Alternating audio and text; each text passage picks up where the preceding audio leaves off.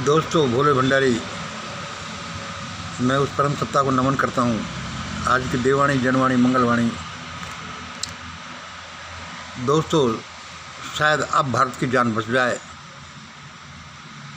आज के वीडियो का टाइटल, दोस्तों, अब शायद भारत की जान बच जाए, क्योंकि मुझे जाटों में भी एक महान आत्मा के दर्शन हुए। भाई, बड़ा अटपटा सा सब्जेक्ट है। मुझे जाटों में भी एक महान आत्मा के दर्शन हुए। हाँ भाई, असल में तो मैं ज़्यादातर महान आत्माओं को ढूंढने में ही लगाता हूँ। मेरी आंखें ये ढूंढती रहती हैं कि कोई आत्मा, महान आत्मा मिले जो महान कार्य करने में समर्थ हो। लेकिन भाई, यह क्या, जाटों में भी एक महान आत्मा का दर्शन हुए।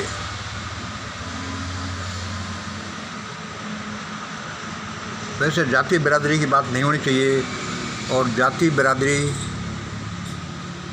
को मिटाने के लिए इसकी बात नहीं करें तो अच्छा है। लेकिन इस देश में चलता ही क्या है, जाति बिरादरी के अलावा कुछ नहीं चलता।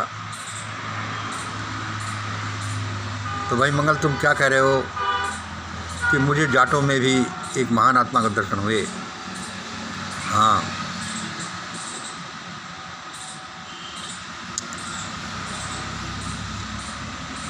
कोई पूछ सकता है कि अरे भाई, क्या तुम्हारे ये टिकट ब्रदर्स में, सतपाल मलिक में, क्या इनमें कुछ महान आत्मा के दर्शन नहीं हुए? नहीं हुए भाई साहब। इन लोगों को भरोसे तो गई भैंस पानी में। इन लोगों को भरोसे तो देश की लुटिया डूब गई या फिर डूब जाएगी। एक बार ऐसी आशा जरूर जगी थी कि राकेश टिकैत कुछ महान कार्य करेंगे, लेकिन सब बाद में सब टाइम फिक्स हो गया।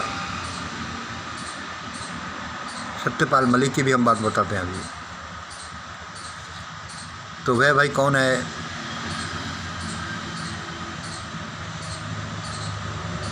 वह भाई एक वकील है सुप्रीम कोर्ट का। उसको जिसका मैंने अभी वीडियो सुना था, वैसे उसको मैं पहले कई बार सुन चुका हूँ, लेकिन अभी जब मैंने उसको वीडियो सुना तो मुझे ये देववाणी हुई कि मंगल देखो, जाटों में भी कई महान आत्माएं हैं, जैसे ये। और मैंने पाया कि हाँ, ये तो महान आत्मा हो सकती है। कभी मैं किसान मोर्चा के नेता डॉक्टर बलहारा को, जो भी एक जाट हैं, बड़ा महान समझता था, लेकिन बाद में सारा कुछ तिरोहित हो गया।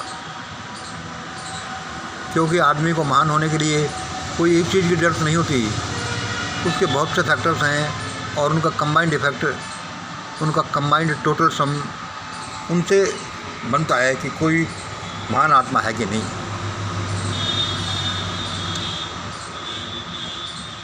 और जहाँ तक टिकट ब्रदर्स की बात है, इन्होंने तो सारी लुटिया ही डुबो दी। इनका जो रोल किसान आंदोलन में हुआ,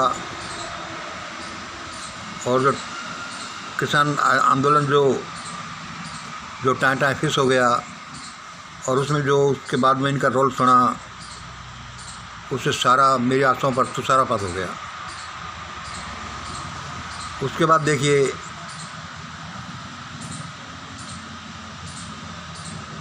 पहलवान लड़कियों का आंदोलन जो जंतर मंतर पर हुआ था, उसमें तो जो घृणित रोल हमें इन टिकट ब्रदर्स का मिला, उसका कोई मुकाबला नहीं। कहाँ ये लोग दलाली करने लगे, कहाँ आतताइयों की तरफ ही हो गए। बहुत दुख हुई मुझे, बहुत बुरा लगा कि ये क्या हो रहा है, लेकिन क्या किया जाए।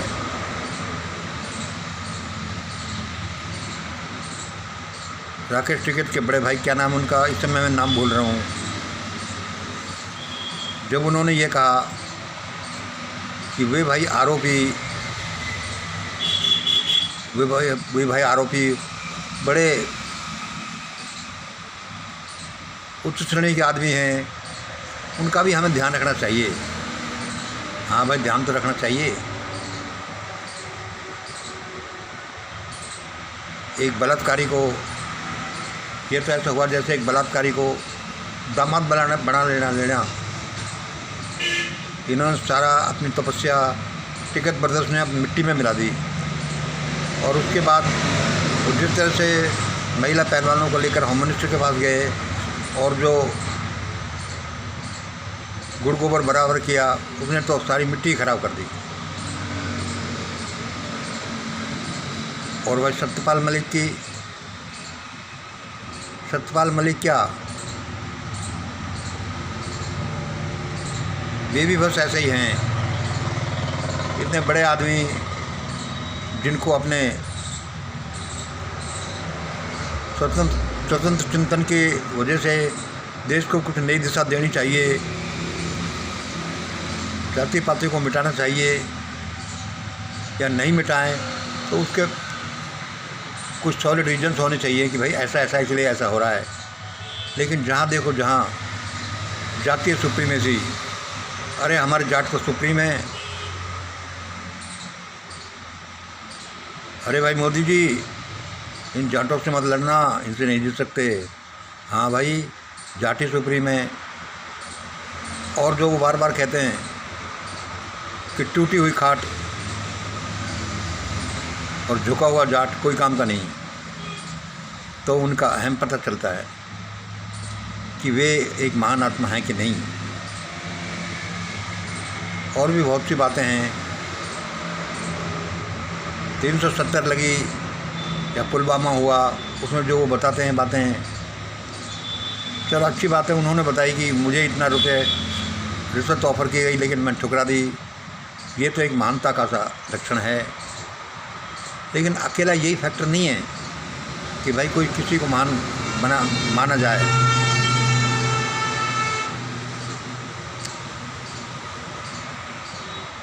ज़िंदगी भर तक तो हम दूसरे की झूठी पत्तलों पर आश्रित रहें,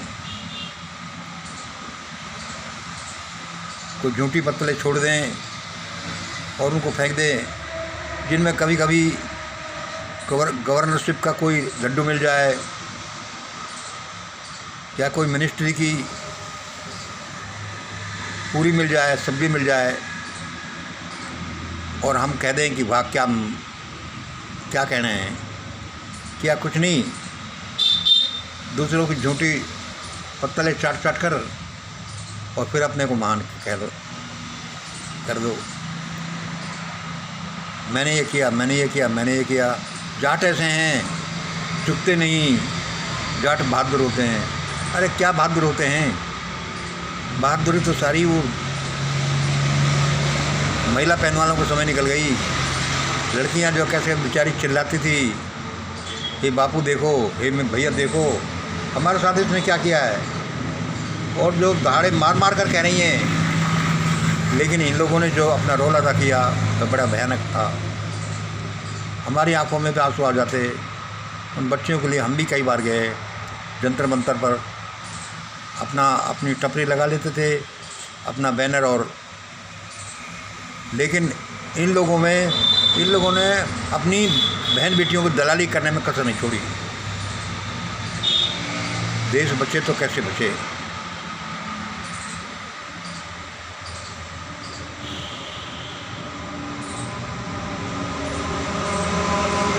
और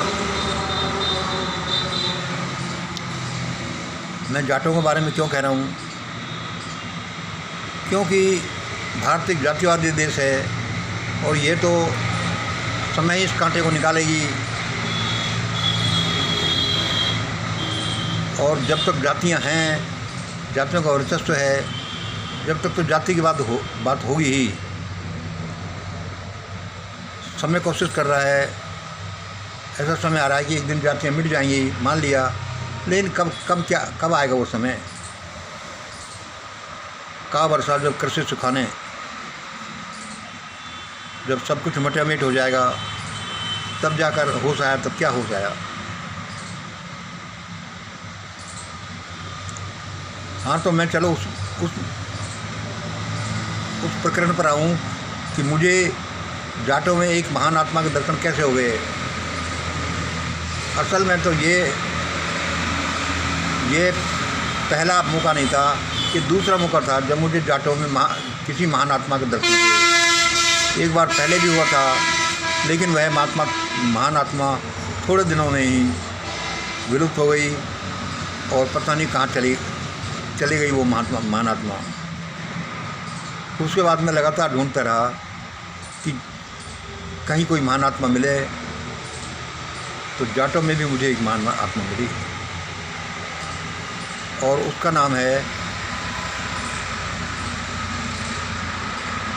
श्री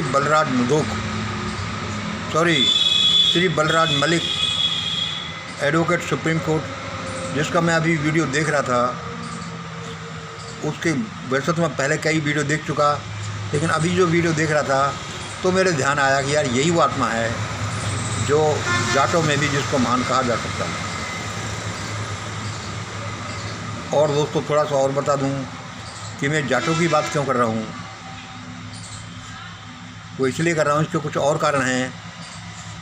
जाटों में महान आत्मा का उदय होना बहुत ज़रूरी है। क्यों? कि जाट ओबीसी के अपर लेयर के लोग हैं। जाट ओबीसी के अपर लेयर के लोग हैं और ओबीसी में अपर लेयर के होना ये कोई ख़ास मायने रखता है। जैसे सबसे उच्च वर्ग क्या है कि ब्राह्मण, सवर्णों के भी सरताज, उसके नीचे सवर्ण जातियाँ, उसके नीचे अधगर जातियाँ, या कह लो हायर ओबीसी, उनमें जाट एक ख़ास रोल अदा करते हैं। उसके नीचे लोअर ओबीसी, फिर माइनॉरिटी, SC ST इत्यादि। भारत में जातीय संरचना कुछ इस तरह की है, ये तो अपना रोल अदा करेंगी। तो Shri Balraj Malik, advocate supreme court, जिसका भी मैंने वीडियो देखा और पहले कई बार देख चुका, मुझे यह लगा कि इनमें एक महान आत्मा है। मैं अभी डिस्क्रिप्शन में इस वीडियो को लगा दूंगा, आप भी सुन लेना। इस तरह से महान आत्माओं को प्रकट होना ही होगा भारतीय पटल पर, तब जाकर काम चलेगा। वरना ये शैतानी हरकत करने वाले लोग तो भारत के टुकड़े टुकड़े ही क्या, भारत को मटिया मेट कर देंगे, भारत में हाहाकार मचा देंगे।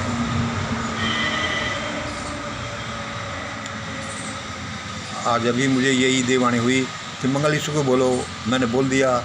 यद्यपि मैं ऐसे डिस्प्यूटेबल टॉपिक्स पर नहीं बोलना चाहता, लेकिन क्या दिक्कत है,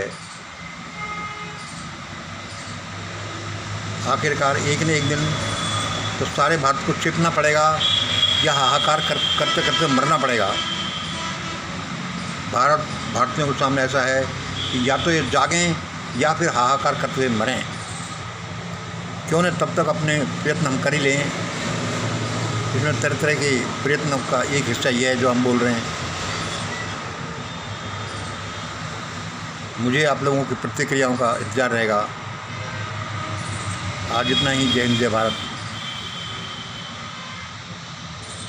भारत बड़ा भयानक देश है, इसमें सुधार होना इतना आसान नहीं है। लोग हज़ारों साल तक पिटे लुटे, जिनकी बहन बेटियों को बराबर कर मुट्ठी भर लोग विदेशी ले गए, लेकिन जो सुधरे नहीं। टुकड़े टुकड़ों में हम इस तरह के वो और बोलते रहेंगे, जिससे कि कुछ हमारी आत्मा हर्ट हो, हमारा मन हर्ट हो, हमारा शरीर हर्ट हो, जिससे हमारा जागरण हो, कुछ भला हो देश का। या तो देश जगे या देश मरे, भारत के लोग मरें,